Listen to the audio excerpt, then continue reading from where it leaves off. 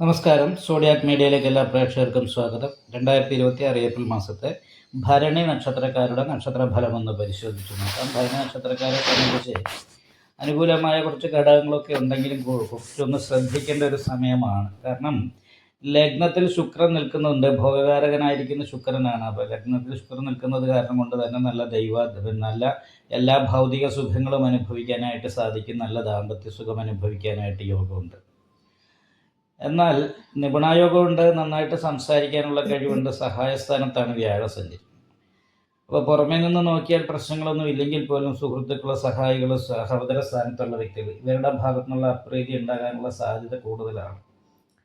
കാരണം ഭാഗ്യാധിപതി സഹായ സ്ഥാനത്ത് നിൽക്കുന്നത് കാരണമുണ്ട് അപ്രതീക്ഷിതമായിരിക്കുന്ന ഭാഗ്യങ്ങൾ അനുഭവിക്കാനും സഹായങ്ങൾ കിട്ടാനുമായിട്ട് യോഗമുണ്ട്. പക്ഷേ ഈ മാസം വളരെ ശ്രദ്ധിക്കേണ്ട ഒരു കാര്യം, ഭരണ നക്ഷത്രക്കാരെ സംബന്ധിച്ച് ഓൾറെഡി ഏഴശനിയാണ്. അപ്പോൾ ആ ശനിയോട് യോഗം ചെയ്തിട്ട് തന്നെ ശനിയുടെ ശത്രുവായിട്ട് ചന്ദ്ര ലഗ്നാധിപതിയായിരിക്കുന്ന ചൊവ്വയും 12ലേക്ക് മാറുന്നത് കാരണം ഒരു സ്ഥാനചലനം പോലെയുള്ള കാര്യങ്ങൾക്ക് യോഗമുണ്ട്. പ്രതീക്ഷിക്കാത്ത സമയത്തുള്ള ഒരു കേസോ അതല്ലെങ്കിൽ ഒരു ആക്സിഡൻറ്റ് പോലെയുള്ള പ്രശ്നങ്ങൾ, ഇങ്ങനെ എന്തെങ്കിലും അപ്രതീക്ഷിതമായിട്ടൊരു ബുദ്ധിമുട്ട് സംഭവിക്കാനുള്ള യോഗം കൂടുതലാണ്. ഏറ്റവും വേണ്ടപ്പെട്ട സുഹൃത്ത് അല്ലെങ്കിൽ സഹായികളായിരിക്കുന്ന വ്യക്തികൾ അകന്നു പോകാൻ ഇടവരാനുള്ള സാധ്യത. അപ്പോൾ വളരെ ശ്രദ്ധിക്കേണ്ടതാണ് 2024 ഏപ്രിൽ മാസം കഴിയുന്നത് വരെ തന്നെ ശ്രദ്ധിക്കുക എന്ന് പറഞ്ഞിട്ടുണ്ടെങ്കിൽ നല്ല പരിഹാരങ്ങൾ ചെയ്യണം.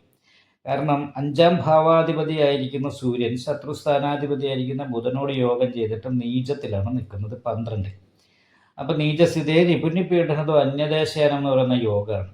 ശത്രുദോഷം കാരണം കൊണ്ട് ചെയ്യുന്ന പ്രവൃത്തിക്ക് അഭിവൃദ്ധി ഇല്ലാതെ കണ്ട് വിട്ട് മാറാനായിട്ടുള്ള യോഗം. ഇവിടെ സഹായ സ്ഥാനാധിപതി ആയത് കാരണം സഹോദര സ്ഥാനത്തോ സഹായികളായിരിക്കുന്ന വ്യക്തികളോ നമ്മളോട് സംസാരിച്ച് കലഹിച്ച് അപ്രീതിയോടുകൂടി അകന്ന് നിൽക്കാനിട വരിക എന്ന് പറയുന്നൊരു യോഗമാണ് ഒന്നുള്ളത്.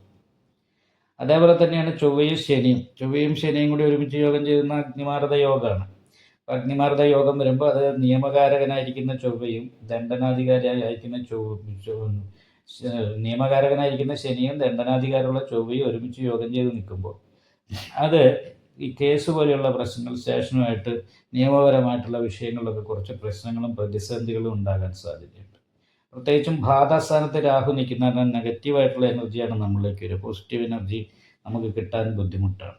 ഇത്രയും ദോഷങ്ങളുള്ളത് കാരണം വിഷ്ണു ക്ഷേത്രത്തിൽ നെയ്വിളക്ക്, ഭാഗ്യസൂക്താർച്ചന, ശിവക്ഷേത്രത്തിൽ ശംഖാഭിഷേകം, നെയ്വിളക്ക്, ഗണപതി ഹോമം, ഗുരുതി പുഷ്പാഞ്ജലി ദേവീക്ഷേത്രത്തിൽ ചെയ്യണം, നെയ്വിളക്ക് കഴിപ്പിക്കണം, അയ്യപ്പ ക്ഷേത്രത്തിൽ നീരാഞ്ജനം വഴിപാട് ചെയ്യണം, നാഗപൂജ മുടങ്ങാതെ ചെയ്യണം. അപ്പോൾ ഈ നാഗപൂജയൊക്കെ ചെയ്ത് നല്ല പ്രാർത്ഥനയും കാര്യങ്ങളൊക്കെ ഉണ്ടെങ്കിൽ മാത്രമേ വലിയ പ്രശ്നങ്ങളും പ്രതിസന്ധിയും ഇല്ലാതെ ഈ മാസം കടന്നു പോകും. ഏപ്രിൽ മാസം കഴിഞ്ഞാൽ മെയ് മാസത്തിൽ വളരെ നല്ല അനുകൂലമായ ഗുണഫലങ്ങൾ അനുഭവിക്കാനായിട്ടുള്ള യോഗം കാണുന്നുമുണ്ട്. എന്തായാലും സന്തോഷിക്കുമ്പോൾ ടെൻഷൻ, മാനസികമായിട്ട് സ്വസ്ഥതക്കുറവ്, പുത്രസംബന്ധമായിട്ട് മാനസികമായിട്ട് ടെൻഷൻ, ഇങ്ങനെയുള്ള കാര്യങ്ങൾക്കും കൂടി യോഗമുള്ളൊരു മാസമാണ്. ഈ വീഡിയോ ഇഷ്ടപ്പെട്ടാൽ ലൈക്ക് ചെയ്യുക, നിങ്ങളുടെ അഭിപ്രായങ്ങൾ കമൻറ്റ് ചെയ്യാം. ജ്യോതിഷവുമായി ബന്ധപ്പെട്ട കൂടുതൽ കാര്യങ്ങൾ അറിയാൻ ഈ ചാനൽ സബ്സ്ക്രൈബ് ചെയ്യുക. ഞങ്ങളുടെ ഓൺലൈൻ കൺസൾട്ടൻസി നമ്പർ താഴെ ഡിസ്ക്രിപ്ഷൻ ബോക്സിൽ കൊടുത്തിട്ടുണ്ട്.